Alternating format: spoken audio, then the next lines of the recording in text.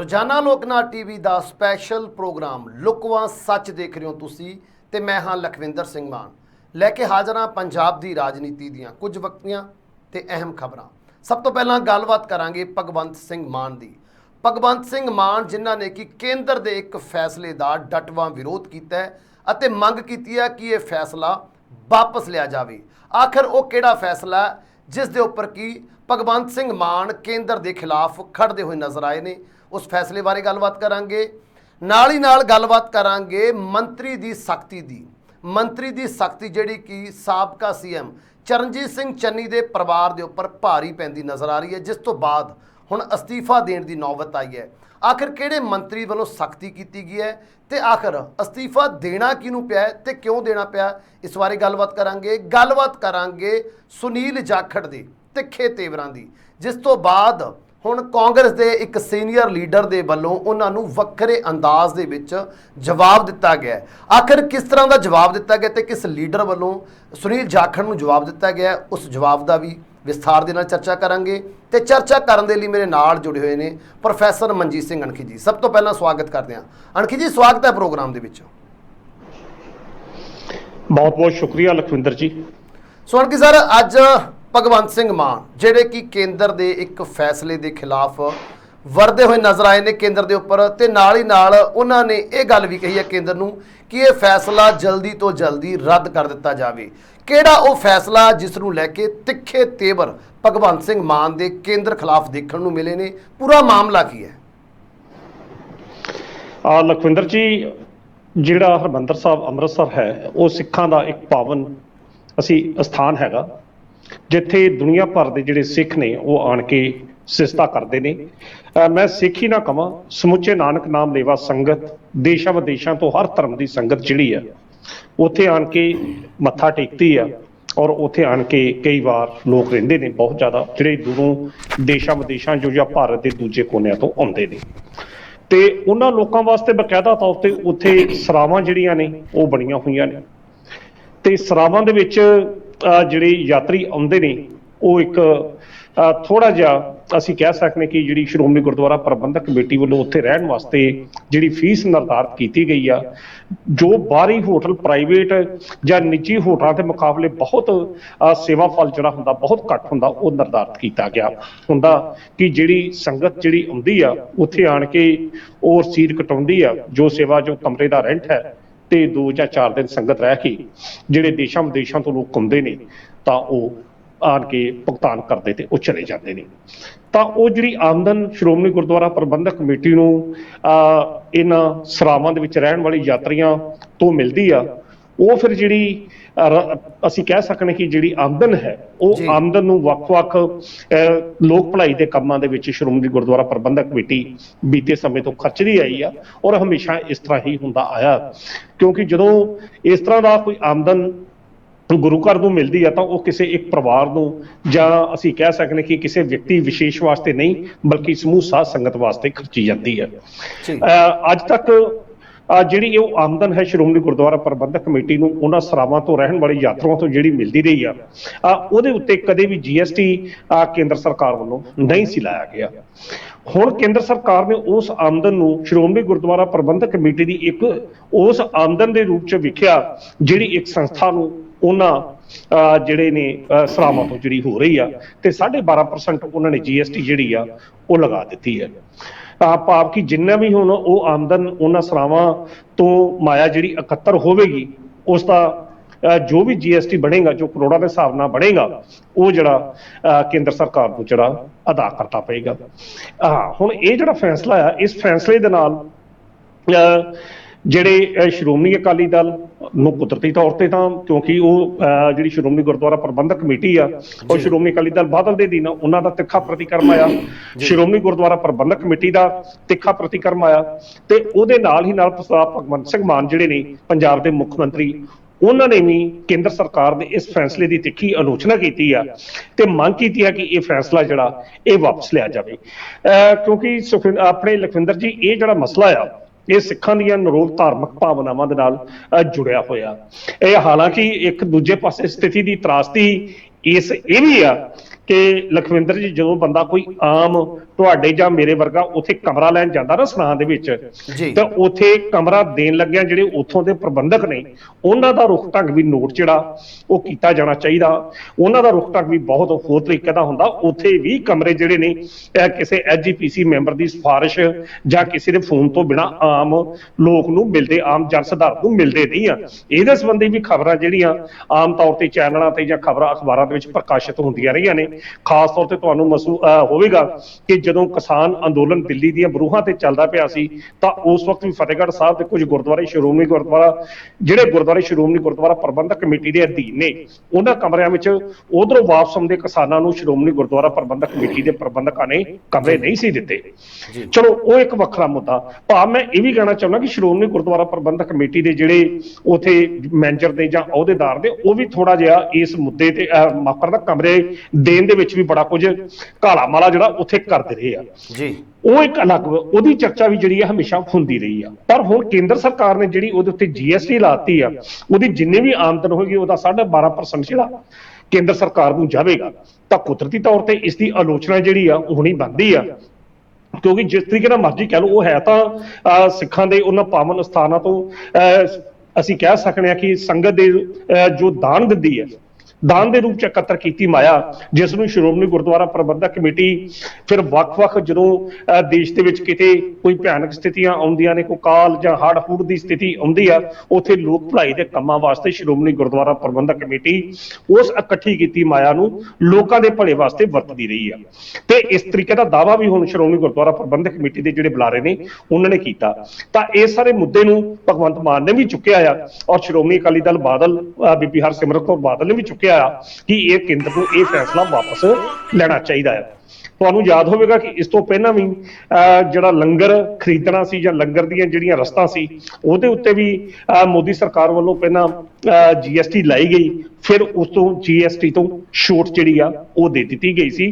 ਹੁਣ ਇਹ ਵੇਖਣਾ ਹੋਵੇਗਾ ਕਿ ਸ਼੍ਰੋਮਣੀ ਗੁਰਦੁਆਰਾ ਮਾਫ ਕਰਦਾ ਕਿ ਭਾਜਪਾ ਦੇ ਜਿਹੜੇ ਬੜੇ ਤੇਜ਼ ਤਰਾਰ ਸਿੱਖ ਲੀਡਰ, ਖਾਸ ਤੌਰ ਤੇ ਮਨਜਿੰਦਰ ਸਿੰਘ ਸਰਸਾ ਨੇ, ਜਿਹੜੇ ਹਮੇਸ਼ਾ ਪੰਜਾਬ ਦੇ ਮੁੱਦਿਆਂ ਦੇ ਉੱਤੇ ਬੋਲਣ ਵਾਸਤੇ ਤਤਪਰ ਰਹਿੰਦੇ ਨੇ, ਜਿਹੜੇ ਕਲਮ ਤਿਆਰ ਹੁੰਦੀ ਆ ਔਰ ਹਿੰਦੁਸਤਾਨ ਚ ਜਾਂ ਦੇਸ਼ ਵਿਦੇਸ਼ ਚ ਕਿਤੇ ਵੀ ਕਿਤੇ ਸਿੱਖ ਤੇ ਜਾਂ ਸਿੱਖ ਦੇ ਧਾਰਮਿਕ ਸਥਾਨ ਤੇ, ਸਿੱਖਾਂ ਦੇ ਧਾਰਮਿਕ ਸਥਾਨ ਤੇ ਕੋਈ ਵੀ ਘਟਨਾ ਜਾਂ ਕੋਈ ਵੀ ਹਮਲਾ ਹੁੰਦਾ ਤਾਂ ਸਭ ਤੋਂ ਪਹਿਲਾਂ ਜਿਹੜਾ ਬਿਆਨ ਹੁੰਦਾ ਉਹ ਮਨਜਿੰਦਰ ਸਿੰਘ ਸਰਸੇ ਹੋਣਾ ਦਾ ਹੁੰਦਾ।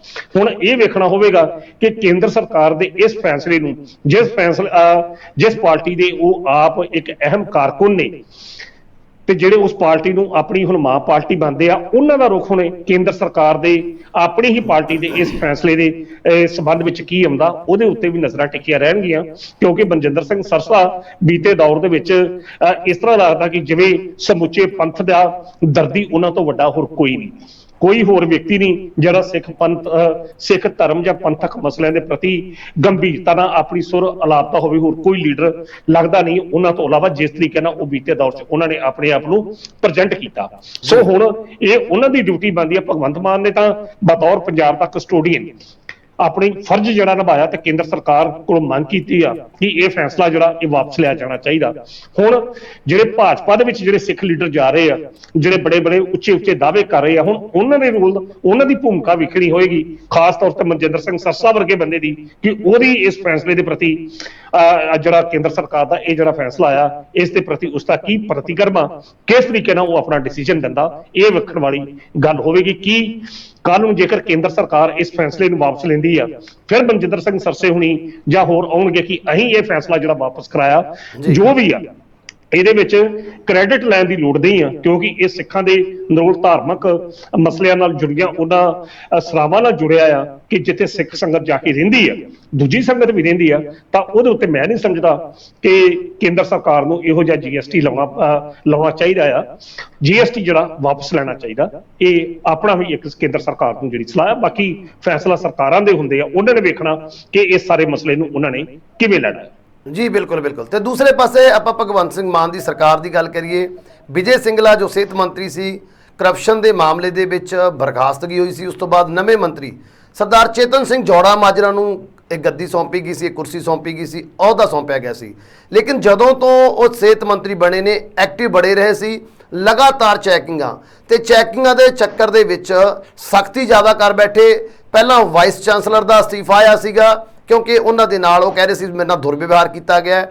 ਹਾਲਾਂਕਿ ਜ਼ਿਆਦਾਤਰ ਲੋਕ ਚੇਤਨ ਸਿੰਘ ਜੌੜਾ ਮਾਜਰਾ ਦੇ ਪੱਖ 'ਚ ਖੜੇ ਸੀ ਤੇ ਇੱਕ ਹੁਣ ਵੱਡੀ ਖਬਰ ਆਈ ਉਹਨਾਂ ਦੀ ਸਖਤੀ ਦੇ ਨਾਲ ਚਰਨਜੀਤ ਸਿੰਘ ਚੰਨੀ ਪਰਿਵਾਰ ਨੂੰ ਵੀ ਝਟਕਾ ਲੱਗਿਆਗਾ। ਸਾਬਕਾ ਮੁੱਖ ਮੰਤਰੀ ਚਰਨਜੀਤ ਸਿੰਘ ਚੰਨੀ, ਉਹਨਾਂ ਦੀ ਭਰਜਾਈ ਮਨਿੰਦਰ ਕੌਰ, ਡਾਕਟਰ ਮਨਿੰਦਰ ਕੌਰ ਜੋ ਕਿ ਐਸਐਮਓ ਸੀ, ਉਹਨਾਂ ਵੱਲੋਂ ਵੀ ਹੁਣ ਅਸਤੀਫਾ ਦਿੱਤਾ ਗਿਆ ਤੇ ਕਾਰਨ ਭਾਵੇਂ ਕਿ ਉਹਨਾਂ ਨੇ ਘਰੇਲੂ ਦੱਸੇ ਨੇ, ਲੇਕਿਨ ਜੋ ਅੰਦਰੂਨੀ ਖਬਰ ਹੈ, ਚਰਚਾਵਾਂ ਇਹ ਨੇ ਕਿ ਸਖਤੀ ਜੋ ਕਿ ਜੌੜਾ ਮਾਜਰਾ ਜੀ ਵੱਲੋਂ ਕੀਤੀ ਗਈ ਹੈ ਉਹਦੇ ਕਾਰਨ ਹੀ ਅਸਤੀਫਾ ਆਇਆ। ਆਖਰ ਪੂਰਾ ਮਾਮਲਾ ਕੀ ਸੀ? ਐਸੀ ਕਿਹੜੀ ਸਖਤੀ ਹੋ ਗਈ ਸੀ ਡਾਕਟਰ ਮਨਿੰਦਰ ਕੌਰ ਦੇ ਉੱਪਰ ਕਿ ਉਹਨਾਂ ਨੂੰ ਅਸਤੀਫਾ ਤੱਕ ਦੇਣਾ ਪਿਆ? ਲਖਵਿੰਦਰ, ਜਦੋਂ ਦਿਓਰ ਜਾਂ ਜੇਠ ਪੰਜਾਬ ਦਾ ਮੁੱਖ ਮੰਤਰੀ ਹੋਵੇ ਤਾਂ ਫਿਰ ਕੰਮ ਕਰਨ ਦੀ ਲੋੜ ਨਹੀਂ ਕੋਈ ਹੁੰਦੀ। ਫਿਰ ਟੈਗ ਹੀ ਤੁਹਾਡੇ ਚੱਲਦੇ ਆ ਕਿ ਇਹ ਮੁੱਖ ਮੰਤਰੀ ਦੀ ਭਰਜਾਈ ਆ ਜੀ, ਉਹ ਮੁੱਖ ਮੰਤਰੀ ਦਾ ਦਿਓਰ ਆ, ਜੇਠ ਆ, ਫਿਰ ਟੈਗ ਹੀ ਚੱਲਦੇ। ਫਿਰ ਤਾਂ ਜਿਹੜੇ ਰਿਸ਼ਤੇਦਾਰ ਹੁੰਦੇ ਆ ਉਹ ਡਿਊਟੀ ਤੇ ਜਾਣ ਦੀ ਬਜਾਏ ਘਰੇ ਹੀ ਸਾਰਾ ਕੁਝ ਰਜਿਸਟਰ ਆ ਜਾਂਦੇ ਆ। ਤੇ ਉਹ ਜਿਹੜੀਆਂ ਪੁਰਾਣੀਆਂ ਆਦਤਾਂ ਪਈਆਂ ਹੁੰਦੀਆਂ ਨੇ 50 ਸਾਲਾਂ ਦੇ ਵਿੱਚ, ਜੋ ਤੁਸੀਂ ਰਾਜ ਭਾਗ ਭੋਗਿਆ ਹੁੰਦਾ, ਤਾਂ ਉਸ ਰਾਜ ਭਾਗ ਭੋਗਣ ਦੇ ਕਾਰਨ ਤੁਹਾਡੇ ਵਿੱਚ ਦਲਿੱਦਰ ਨੰਬਰ 1, ਨੰਬਰ 2 ਤੁਹਾਡੇ 'ਚ ਨੌਕਰੀ ਤੋਂ ਡਿਊਟੀ ਦੇ ਉੱਤੋਂ ਕੁਤਾਹੀ ਕਰਨੀ ਤੁਹਾਡੇ ਸੁਭਾਅ ਦੇ ਉਹ ਅੰਗ ਬਣ ਜਾਂਦੇ ਆ ਜਿਨ੍ਹਾਂ ਤੋਂ ਛੁਟਕਾਰਾ ਤੁਸੀਂ ਪਾ ਨਹੀਂ ਸਕਦੇ। ਕਿਉਂਕਿ ਜਿਸ ਵਿਅਕਤੀ ਨੇ 5 ਸਾਲ ਹਕੂਮਤ ਕੀਤੀ ਹੋਵੇ ਤੇ ਕੱਲ ਨੂੰ ਫਿਰ ਉਸ ਹਕੂਮਤ ਤੋਂ ਖਤਮ ਹੋਣ ਤੋਂ ਬਾਅਦ ਫਿਰ ਆਪ ਕੰਮ ਕਰਨਾ ਪਏ ਤਾਂ ਫਿਰ ਲਖਵਿੰਦਰ ਜੀ ਤਕਲੀਫ ਬਹੁਤ ਜ਼ਿਆਦਾ ਹੁੰਦੀ ਹੈ। ਇਹ ਮਨੁੱਖੀ ਮਨ ਦਾ ਸੁਭਾਅ ਇਸ ਤਰ੍ਹਾਂ, ਇਹ ਮਨੁੱਖੀ ਮਨ ਹੀ ਇਹੋ ਜਿਹਾ ਕਿ ਜਿਹੜਾ ਜਦੋਂ ਕੰਮ ਕਰਨਾ ਪੈਂਦਾ ਤਾਂ ਬੰਦਾ, ਜਦੋਂ ਖਾਸ ਤੌਰ ਤੇ ਜਦੋਂ ਬੰਦੇ ਨੇ ਹਕੂਮਤ ਕੀਤੀ, ਹਕੂਮਤ ਖਤਮ ਹੋ ਜਾਵੇ ਤਾਂ ਜਦੋਂ ਫਿਰ ਆਮ ਜਨਤਾ ਜਾਂ ਆਮ ਜਨ ਸਧਾਰਨ ਦੇ ਰੂਪ ਚ ਕਰਨਾ ਪਵੇ ਤਾਂ ਬੜੀ ਤਕਲੀਫ ਹੁੰਦੀ ਹੈ। ਇਹੋ ਜਿਹੀ ਜਿਹੜੀ ਸਥਿਤੀ ਆ, ਇਹ ਜਿਹੜੀ ਬੀਬੀ ਤੁਸੀਂ ਮੁੱਖ ਮੰਤਰੀ ਸਾਬਕਾ ਮੁੱਖ ਮੰਤਰੀ ਚਰਨਜੀਤ ਸਿੰਘ ਚੰਨੀ ਦੀ ਭਰਜਾਈ ਜਿਹੜੇ ਨੇ ਡਾਕਟਰ ਮਨਿੰਦਰ ਕੌਰ, ਉਹਨਾਂ ਦੇ ਸੰਦਰਭ ਚ ਜਿਹੜੀ ਬਿਆਨ ਕੀਤੀ ਆ ਕਿ ਜਿਨ੍ਹਾਂ ਨੂੰ ਹੁਣ ਜਿਨ੍ਹਾਂ ਨੇ ਰਿਜ਼ਾਈਨ ਜਿਹੜਾ ਨੌਕਰੀ ਤੋਂ ਅਸਤੀਫਾ ਦੇ ਦਿੱਤਾ। ਹੁਣ ਸਥਿਤੀ ਇਹ ਆ ਕਿ ਇਹ ਖਰੜ ਦੇ ਐਸਐਮਓ ਸੀ ਜਦੋਂ ਆਮ ਆਦਮੀ ਪਾਰਟੀ ਦੀ ਸਰਕਾਰ ਬਣੀ ਹੈ ਤਾਂ ਉਸ ਸਮੇਂ ਖਰੜ ਦੇ ਜਿਹੜੇ ਵਿਧਾਇਕਾਂ ਨੇ ਅਨਮੋਲ ਗਗਨ ਮਾਨ ਤੇ ਨਾਲ ਉਸ ਸਮੇਂ ਚੇਤਨ ਸਿੰਘ ਚੌੜਾ ਮਾਜਰਾ ਜਿਹੜੇ ਨੇ ਸਿਹਤ ਮੰਤਰੀ, ਇਹਨਾਂ ਨੇ ਚਾਣਚੱਕ ਉਸ ਸਿਵਲ ਹਸਪਤਾਲ ਦਾ ਜਿਹੜਾ ਦੌਰਾ ਕੀਤਾ ਤੇ ਉੱਥੇ ਜਾ ਕੇ ਫਿਰ ਸਿਵਲ ਹਸਪਤਾਲ ਦੇ ਜਿਹੜੇ ਪ੍ਰਬੰਧ ਸਨ ਉਹਨਾਂ ਨਾਕਸ ਪ੍ਰਬੰਧ, ਜਿਹੋ ਜਿਹੀਆਂ ਕੁਤਾਹੀਆਂ ਵੇਖੀਆਂ, ਖਾਸ ਤੌਰ ਤੇ ਬਾਥਰੂਮਾਂ ਦੇ ਵਿੱਚ ਜਿਹੜੀ ਗੰਦਗੀ ਸੀ ਜਾਂ ਹੋਰ ਹਸਪਤਾਲ ਦਾ ਮਾੜਾ ਹਾਲ ਸੀ, ਉਹਦੇ ਸੰਬੰਧੀ ਵੇਖ ਕੇ ਜਿਹੜੀ ਬੀਬੀ ਡਾਕਟਰ ਮਨਿੰਦਰ ਕੌਰ ਸੀ, ਇਹਨਾਂ ਦੀ ਜਿਹੜੀ ਬਦਲੀ ਆ ਉਹ ਕਰ ਦਿੱਤੀ ਗਈ ਕਿ ਤੁਹਾਡੇ ਪ੍ਰਮੁੱਖ ਔਰ ਪੁੱਛਗਿੱਛ ਵੀ ਜਿਹੜੀ ਹੋਈ। ਹੁਣ ਪਹਿਲਾਂ ਤਾਂ ਉਸ ਵੇਲੇ ਡਾਂਟਿਆ ਤਾਂ ਚਲੋ ਨਹੀਂ, ਪੁੱਛਗਿੱਛ ਤਾਂ ਜ਼ਰੂਰ ਹੋਏਗੀ। ਮੰਤਰੀ ਨੇ ਅਗਰ ਜਦੋਂ ਇਹ ਸਰਦਾਰ ਚਰਨਜੀਤ ਸਿੰਘ ਚੰਨੀ ਮੁੱਖ ਮੰਤਰੀ ਸੀ, ਇਹ ਵੀ ਜਾ ਕੇ ਕਰਦੇ ਹੋਣਗੇ, ਪਰ ਉਸ ਵਕਤ ਉਹਨਾਂ ਹਸਪਤਾਲਾਂ ਦੀ ਨਹੀਂ ਹੁੰਦੀ ਹੋਊਗੀ ਜਿੱਥੇ ਉਹਨਾਂ ਦੀ ਆਪਣਾ ਭਰਾ ਜਾਂ ਭਰਜਾਈ ਕੰਮ ਕਰਦੇ ਨੇ। ਹੁਣ ਉਸ ਹਲਕੇ ਦੇ ਵਿਧਾਇਕ ਤੇ ਸਿਹਤ ਮੰਤਰੀ ਨੇ ਜਦੋਂ ਦੌਰਾ ਕੀਤਾ ਤੇ ਹਸਪਤਾਲ ਦੇ ਪ੍ਰਬੰਧਾਂ ਦੇ ਵਿੱਚ ਜੋ ਉਹਨਾਂ ਨੇ ਕੁਤਾਹੀਆਂ ਜੋ ਕਮੀਆਂ ਪਾਈਆਂ, ਕੁਦਰਤੀ ਤੌਰ ਤੇ ਉਸ ਦੀ ਜ਼ਿੰਮੇਵਾਰੀ ਉਹਨਾਂ ਨੇ ਨਿਰਧਾਰਤ ਕਰਦੇ ਆ ਇਹ ਐਸਐਮਓ ਬੀਬੀ ਮਨਿੰਦਰ ਕੌਰ ਨੂੰ ਪੁੱਛਗਿੱਛ ਕੀਤੀ ਤਾਂ ਉਹਨਾਂ ਦੀ ਬਦਲੀ ਜਿਹੜੀ ਹੋ ਗਈ। ਬਾਅਦ ਅੱਜ ਇਸ ਤਰੀਕੇ ਨਾਲ ਆਰਡਰ ਆਏ ਨੇ ਤਾਂ ਹੁਣ ਉਹਨਾਂ ਨੇ ਉਸ ਬਦਲੀ ਦੇ ਡਰੋਂ ਜਾਂ ਕੋਈ ਹੋਰ ਐਕਸ਼ਨ ਹੋਵੇ ਉਹਨਾਂ ਨੇ ਆਪਣਾ ਅਸਤੀਫਾ ਜਿਹੜਾ ਭੇਜ ਦਿੱਤਾ ਆ। ਠੀਕ ਆ, ਇਹ ਤਾਂ ਹੁਣ ਸਰਕਾਰ ਨੇ ਵੇਖੋ, ਜਿਹੜਾ ਵੀ ਕੋਈ ਬੰਦਾ ਅਸਤੀਫਾ ਦਿੰਦਾ ਹਮੇਸ਼ਾ ਇਹ ਗੱਲ ਕਹਿੰਦਾ ਜੀ ਮੇਰੇ ਤੇ ਨਿੱਜੀ ਕੰਮਾਂ ਦਾ ਬੋਝ ਆ, ਮੈਂ ਘਰੇਲੂ ਕੰਮਾਂ ਕਰਕੇ ਅਸਤੀਫਾ ਦੇ ਰਿਹਾ। ਬੰਦਾ ਪੁੱਛੇ ਜਿਹੜੇ 5 ਸਾਲ, ਇਹਦਾ ਮਤਲਬ ਫਿਰ ਤੁਸੀਂ ਕੰਮ ਨਹੀਂ ਨਾ ਕੀਤਾ ਜਦੋਂ ਤੁਹਾਡੀ ਆਪਣੀ ਸਰਕਾਰ ਸੀ, ਉਦੋਂ ਤੁਹਾਡਾ ਘਰ ਦਾ ਕੋਈ ਬੋਝ ਤੁਹਾਡੇ ਸਿਰ ਤੇ ਨਹੀਂ ਸੀ, ਤਾਂ ਫਿਰ ਕੁਦਰਤੀ ਤੌਰ ਤੇ ਬੀਤੇ 50 ਸਾਲਾਂ ਦੌਰਾਨ ਇਹਨਾਂ ਦੇ ਕੀਤੇ ਕੰਮਾਂ ਦੇ ਉੱਤੇ ਵੀ ਪ੍ਰਸ਼ਨ ਚਿੰਨ੍ਹ ਲੱਗਦਾ ਕਿ ਕਿਸ ਤਰੀਕੇ ਨਾਲ ਇਹਨਾਂ ਲੋਕਾਂ ਨੇ ਵਿਹਲਿਆਂ ਬਹਿ ਕੇ ਉੱਤੇ ਕੰਮ ਕੀਤਾ। ਤੇ ਜੇ ਹੁਣ ਸਖਤੀ ਹੋਣ ਲੱਗੀ ਆ ਤਾਂ ਉਸ ਸਖਤੀ ਦਾ ਮੁਕਾਬਲਾ ਕਰਨ ਤੋਂ ਅਸਮਰੱਥ ਹੋ ਕੇ ਇਹ ਹੁਣ ਅਸਤੀਫੇ ਦੇਣੇ ਇਹਨਾਂ ਨੇ ਸ਼ੁਰੂ ਕਰ ਦਿੱਤੇ ਆ।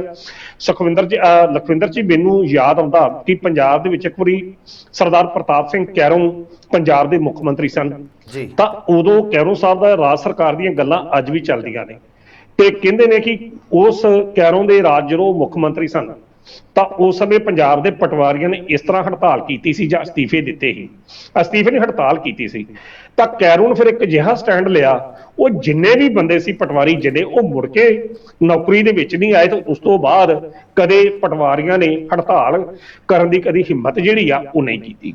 ਸੋ ਸਰਕਾਰ ਨੂੰ ਹੁਣ ਚਾਹੀਦਾ ਕਿ ਇਹ ਇੱਕ ਜਿਹੜਾ ਸਟੰਟ ਜਿਹਾ ਬਣ ਗਿਆ ਕਿ ਮੈਂ ਵੀ ਅਸਤੀਫਾ ਦੇਣਾ, ਮੈਂ ਵੀ ਅਸਤੀਫਾ ਦੇਣਾ, ਦੇ ਦੇਣ ਸਰਕਾਰ, ਜਾਂ ਤਾਂ ਫਿਰ ਮਨਜ਼ੂਰ ਕਰੇ, ਕੱਢ ਕੇ ਫਿਰ ਜਿਹੜੀ ਅਸੀਂ ਕਹਿ ਸਕਦੇ ਕਿ ਇਹਨਾਂ ਦੇ ਵਿਰੁੱਧ ਕੋਈ ਕਾਰਵਾਈ ਕਰੇ ਕਿ ਸਰਕਾਰੀ ਨੌਕਰੀ ਜਿਹੜੀ ਇੱਕ ਅਨੁਸ਼ਾਸਨ ਨੌਕਰੀ ਹੁੰਦੀ ਆ, ਤੁਸੀਂ ਉੱਥੇ ਛੱਡ ਨਹੀਂ ਸਕਦੇ।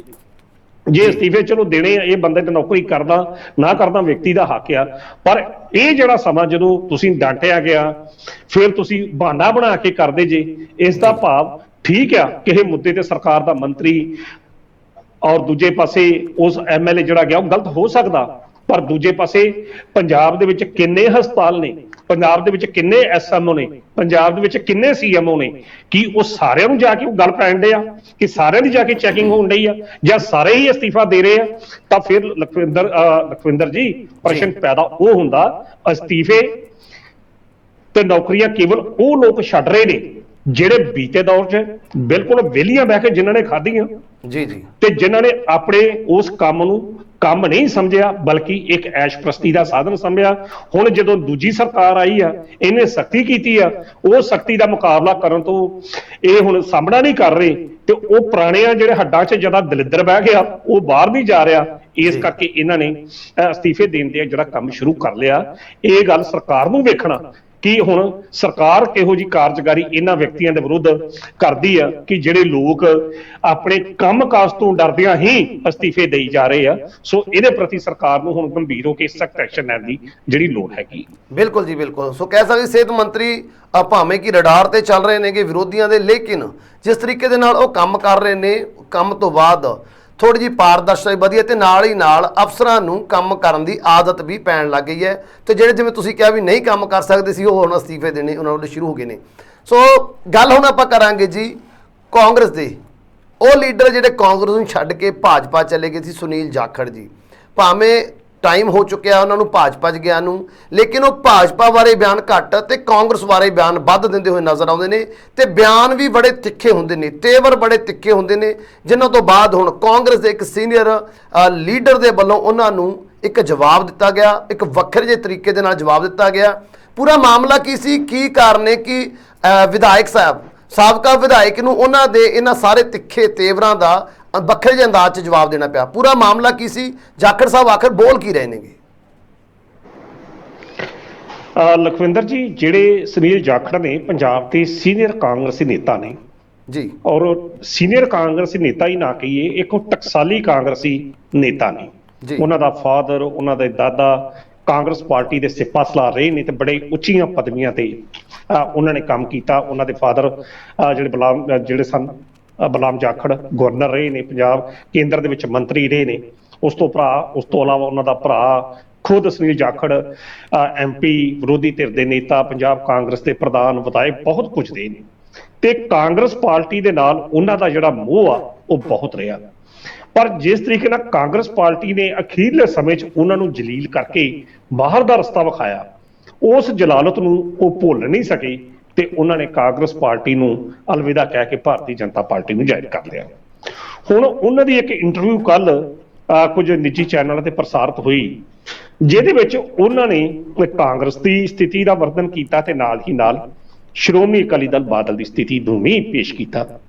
ਸੁਨੀਲ ਜਾਖੜ ਵਰਗੇ ਵਿਅਕਤੀ ਜਦੋਂ ਬੋਲਦੇ ਆ, ਜੋ ਕੋਈ ਬਿਆਨ ਦਿੰਦੇ ਆ, ਤਾਂ ਉਹ ਬਿਆਨ ਹਵਾ 'ਚ ਦਿੱਤਾ ਬਿਆਨ ਨਹੀਂ ਹੁੰਦਾ, ਉਸ ਬਿਆਨ ਦਾ ਕੋਈ ਅਰਥ ਹੁੰਦਾ, ਕਿਉਂਕਿ ਉਹਨਾਂ ਦਾ ਇੱਕ ਲੰਮਾ ਸਮਾਂ ਕਾਂਗਰਸ ਪਾਰਟੀ ਦੇ ਵਿੱਚ ਬੀਤਿਆ ਤੇ ਕਾਂਗਰਸ ਦੀ ਸਮੁੱਚੀ ਕਾਰਜਕਾਰੀ ਨੂੰ ਸੁਨੀਲ ਜਾਖੜ ਬਹੁਤ ਚੰਗੀ ਤਰ੍ਹਾਂ ਜਾਣਦੇ ਆ। ਤਾਂ ਕਾਂਗਰਸ ਪਾਰਟੀ ਨੂੰ ਲੈ ਕੇ ਜੋ ਉਹਨਾਂ ਨੇ ਬਿਆਨ ਦਿੱਤਾ, ਤਾਂ ਉਹ ਵਾਕਿਆ ਹੀ ਬਿਆਨ, ਜੇਕਰ ਅਸੀਂ ਆਪਣੀ ਨਿਰਪੱਖ ਪੱਤਰਕਾਰੀ ਦੇ ਦ੍ਰਿਸ਼ਟੀਕੋਣ ਤੋਂ ਮੈਂ ਵੇਖਾਂ ਤਾਂ ਉਹ ਬਿਆਨ ਬਹੁਤ ਹੱਦ ਤੱਕ ਠੀਕ ਲੱਗਦਾ। ਉਹਨਾਂ ਨੇ ਇੰਨੀ ਗੱਲ ਕਹੀ ਹੈ ਕਿ ਪੰਜਾਬ ਦੇ ਵਿੱਚ ਹੁਣ ਜਿਹੜੀ ਕਾਂਗਰਸ ਪਾਰਟੀ ਦੀ ਜਿਹੜੀ ਸਥਿਤੀ ਹੈ ਨਾ, ਉਹ ਹੁਣ ਖਤਮ ਹੋਣ ਦੇ ਕਗਾਰ ਤੇ ਆ, ਉਹ ਹੁਣ ਪਹੁੰਚ ਨਹੀਂ ਸਕਦੀ, ਕਿਉਂਕਿ ਜਿਹੜੇ ਇਹਨਾਂ ਦੇ 17-18 ਵਿਧਾਇਕ ਨੇ ਉਹ ਆਪਸ 'ਚ ਪਾਟੇ ਪਏ ਨੇ, ਕੋਈ ਉਹਨਾਂ ਦਾ ਮੇਲ ਜੋਲ ਨਹੀਂ, ਕੋਈ ਬੰਦਾ ਵੱਖਰੀ ਸੁਰ ਅਲਾਪਦਾ, ਕੋਈ ਬੰਦਾ ਵੱਖਰੀ ਸੁਰ ਜਿਹੜੀ ਅਲਾਪਦਾ ਹੈਗਾ।